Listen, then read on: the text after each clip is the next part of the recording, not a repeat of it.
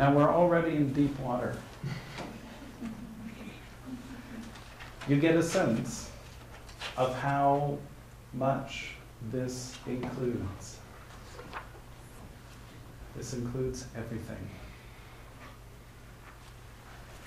As we begin to understand these patterns and the interactions of these laws, so you can see how this plays through all of life. Question? No? Okay. 7, 8, and 9 are trickier. Easiest to see are the first 3. Easiest to see are the first 3. The second set of 3 are more complex.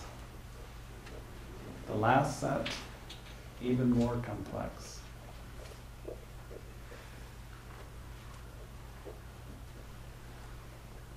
So let me clean this up. You got this so far? Mm-hmm. Yeah, great. Okay.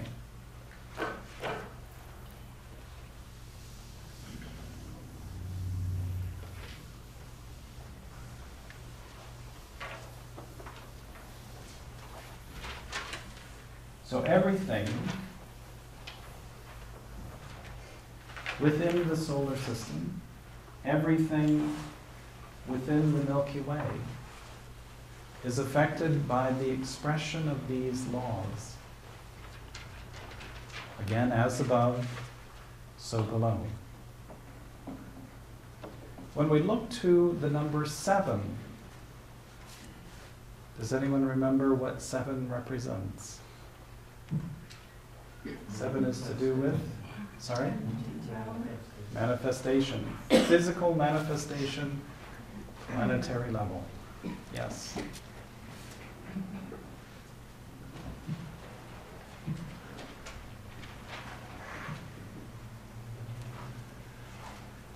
Now, when we think about the Milky Way, realize that what we're speaking of here are galaxies. These are galaxies. They are interpreted at our local level through the planets. Must appreciate that astrology is actually starology.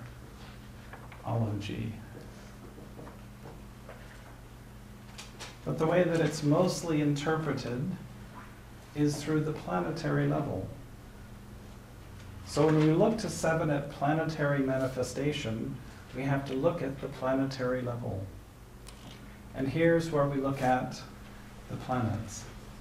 So Aries is ruled or expressed through the planet of Mars. Scorpio is also Mars with Pluto. Taurus, Venus. Libra, no? Mm-hmm. Yeah. Yep, Libra, Venus, yes. Gemini, Mercury. Virgo, Mercury. Cancer, the moon. Leo, the sun. Pisces, Jupiter.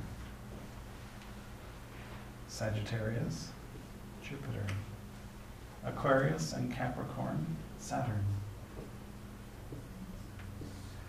Pisces, of course, has Neptune, the glyph of which yes, of course. There's that one. And Uranus with Aquarius.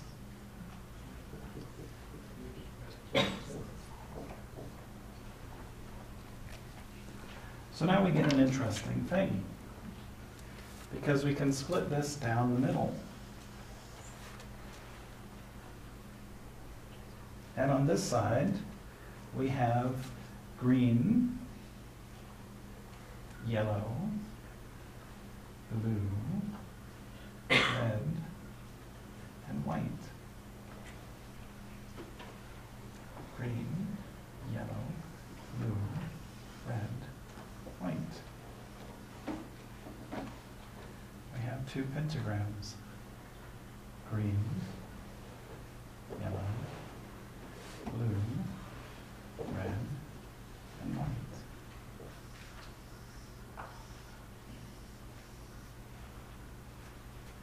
We have 5 and 2.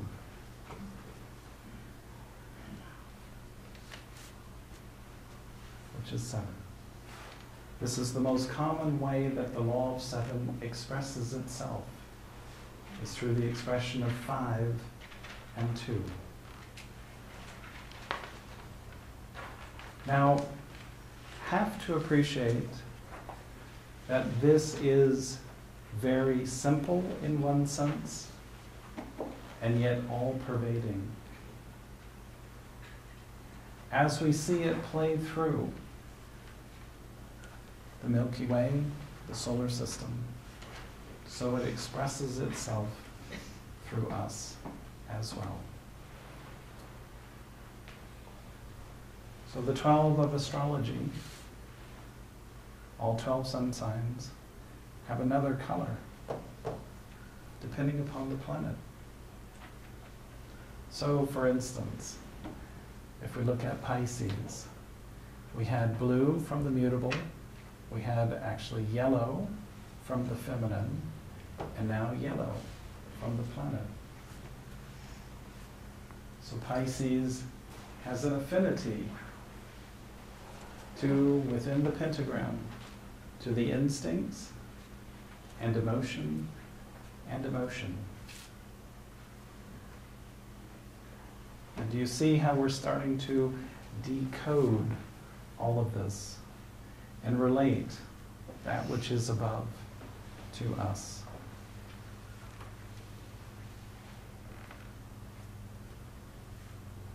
The law of 7 is described through the universe at planetary level. The law of 8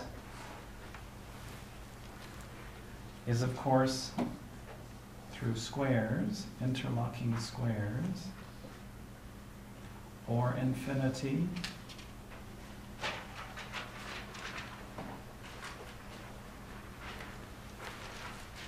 but you might say, well, there's 12. There's 12 signs. This is true. The 8 are seen as the cardinal, 4 cardinal signs, which are creative.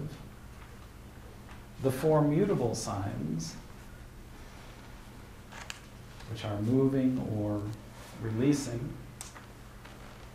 And the unseen in the middle, which are the maintaining. The maintaining. That in effect hold it all together of the fixed signs. There are 3 universes. There is an expanding universe.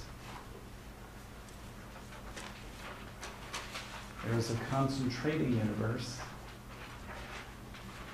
And there is a universe that is holding as it is. And it is from this that new options come, new infinities, new possibilities. It's from that expansion or contraction.